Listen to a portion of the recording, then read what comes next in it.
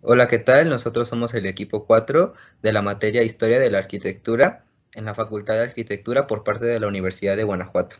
En esta exposición les mostraremos el Renacimiento en tres ámbitos que vamos a destacar, los cuales son geografía, clima y vegetación. El Renacimiento.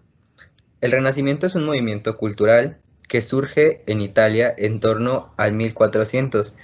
Marca el salto de la época medieval a la Edad Moderna y trae consigo una gran transformación cultural, no solo de las artes, sino también de las ciencias, de las letras y de las formas del pensamiento. En cuanto a la geografía, podemos destacar lo siguiente. Los mapas de este periodo se convertían en expresiones detalladas del medio en el que se desarrollaba la actividad humana.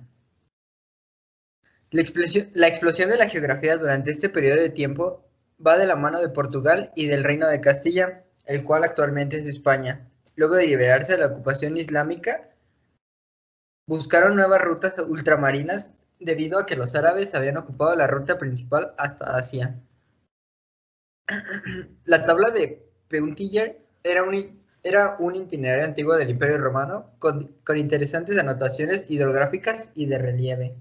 Por otro lado, tenemos que el cartógrafo M. Wells Muller fue quien denominó por primera vez al nuevo continente con el nombre de América. Esto en honor de Américo Vespucio, quien a través de viajes demostró que el nuevo mundo descubierto por Colón era claramente un nuevo continente. Enseguida tenemos a algunos de los geógrafos más destacados del siglo XVI.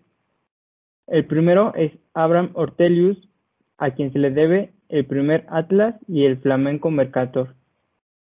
Gerard Kremer, quien fue el autor de un mapa para uso de navegantes. Picarde, que aportó la primera medición exacta del meridiano. Bernardo Berenio, quien propuso la primera geografía científica, la cual fue preferida por los hombres de ciencia por más de un siglo.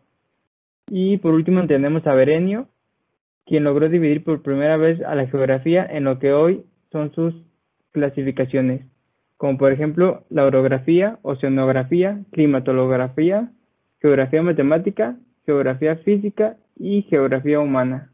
En cuanto al clima, podemos señalar las siguientes características. Las crónicas nos reflejan que el frío se hizo insoportable en los años de 1585 y 1610. En este periodo se produjeron también las mayores persecuciones de brujas, esto porque ellas eran acusadas de ser las causantes de las bajísimas temperaturas que azotaban Europa, señala Brian Fagan, arqueólogo y antropólogo inglés, autor del libro La pequeña edad de hielo.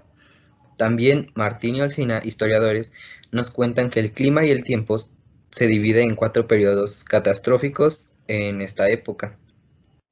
Estos eran señalados por lluvias intensas, nevadas y tormentas en el mar, además de que se les mezclaron interludios de severas sequías.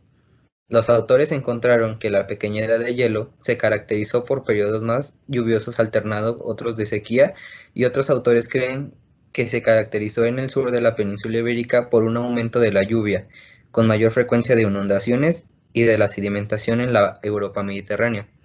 Del 11 al 22 de noviembre de 1570, un gigantesco vendaval que se desplazó del suroeste al noroeste por el Mar del Norte generó olas inmensas que derribaron diques y otras defensas costeras en los Países Bajos.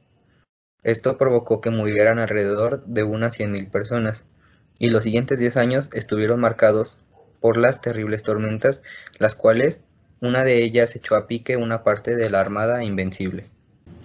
¿Cuál fue la causa de aquel cambio climático? En el siglo XVII, es decir, de 1600 a 1700, los japoneses vieron con frecuencia un cielo con un tono rojo. Esto debido a las erupciones volcánicas que hubo en la atmósfera. Estas se desarrollaron en varios puntos de la Tierra que fueron generando ceniza, lo cual el gran montículo de ceniza, la gran masa de ceniza que se llegó a aglutinar, a amontonar, llegó a ser tan densa que la radiación solar o la incidencia solar se desvió, lo que provocó que extensos terrenos en el planeta llegaran a tener temperaturas muy bajas. En 1640, los volcanes Villarrica y Parker agravaron la situación. Estos fueron otros dos volcanes que hicieron erupción. Igual ocurrió la misma situación. La ceniza se condensó y la radiación solar se desvió, provocando así temperaturas muy bajas.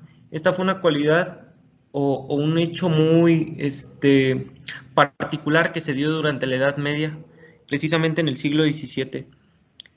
En total se registran 12 erupciones volcánicas entre 1638 y 1644, es decir, en un periodo de 6 años se dieron 12 erupciones volcánicas, lo que provocó, como ya se mencionó antes, un enfriamiento en el clima. Aparte de estas erupciones volcánicas que se dieron, existe otro factor natural que también se cree que pudo alterar las condiciones naturales y provocar este enfriamiento. El Sol, durante 1630 y 1715, estudios ya más contemporáneos, se han registrado que hubo unas manchas solares mínimas o muy pequeñas en el Sol. Es decir, que la radiación del Sol pues era pues prácticamente mínima, de las menores que se han registrado en el Sol, lo que provocó junto con las erupciones volcánicas. Es decir, las erupciones volcánicas provocaron la ceniza y se desvía la radiación solar, pero aparte la radiación solar que emite el Sol pues es mínima. Entonces pues ya son dos factores que te vienen a limitar tu temperatura normal y por eso viene el enfriamiento.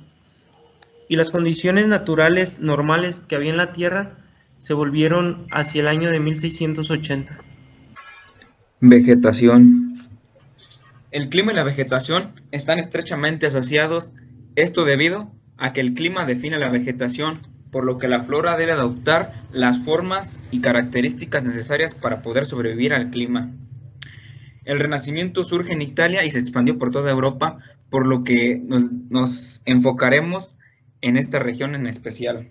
Los bosques del norte europeo están cubiertos de robles, pinos y abetos, mientras que toda la región conocida como Mediterránea, ahí predominan las especies planifolias y coníferas como castaños y cipreses.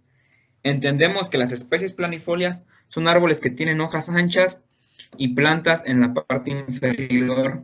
Se desarrollan principalmente en los climas fríos. Y las coníferas son especies que tienen hojas circulares o escamadas, y esas se encuentran un poco más al sur, en zonas un poco más cálidas.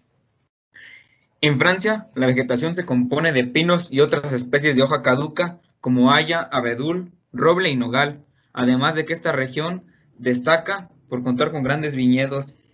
La flora de las tierras bajas de la parte central y meridional de Italia es típicamente mediterránea, ya que cuenta con presencia de olivos, naranjos, limoneros, palmeras y cidros. En la zona sur también son característicos la higuera, la palmera daltilera, el granado y el almendro, además de contar con caña de azúcar y algodón. Mientras que en la parte occidental, ya en la península de España, las especies que destacan son el olmo, el haya, el roble, la sabina, el eucalipto y el castaño. Básicamente en toda Europa tenemos principalmente bosques y alguna parte de llanura. Y pues aquí mencionamos algunas de sus características, esto respecto a la vegetación. Gracias por su atención.